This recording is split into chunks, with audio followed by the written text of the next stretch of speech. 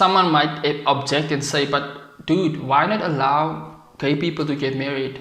I mean, as long as they're happy. Like I mentioned earlier, marriage is between a man and a woman. So if two gay people get together, whatever they want to call it, they can call it a civil union, a partnership, whatever.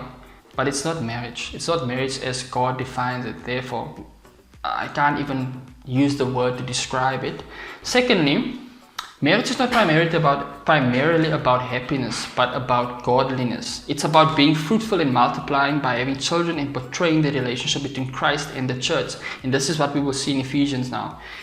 In that way, we are filling the earth with the image of God.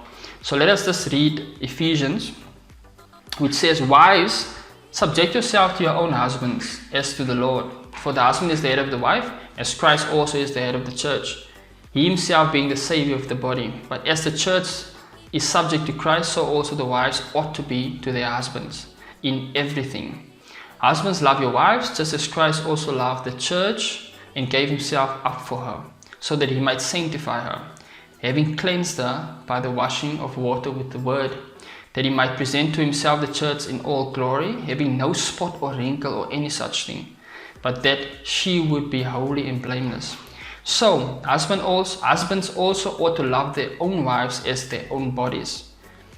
He who loves his own wife loves himself, for no one ever hates his own flesh, but nourishes and cherishes it, just as Christ also does the church, because we are parts of his body. For this reason, a man shall leave his father and his mother and be joined to his wife, and the two shall become one flesh. This mystery is great, but I am speaking with reference to Christ and the church. Nevertheless, as for you individually, each husband is to love his own wife, the same as himself, and the wife must see to it that she respects her husband. It's a beautiful thing, it's a beautiful phrase that the Bible uses here when he says, he who loves his own wife loves himself. Husbands also ought to love their own wives as their own bodies. He who loves his own wife loves himself.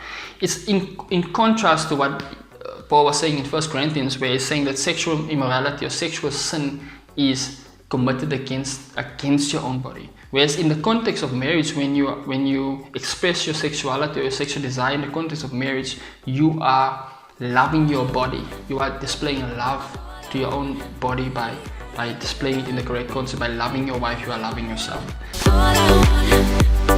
I want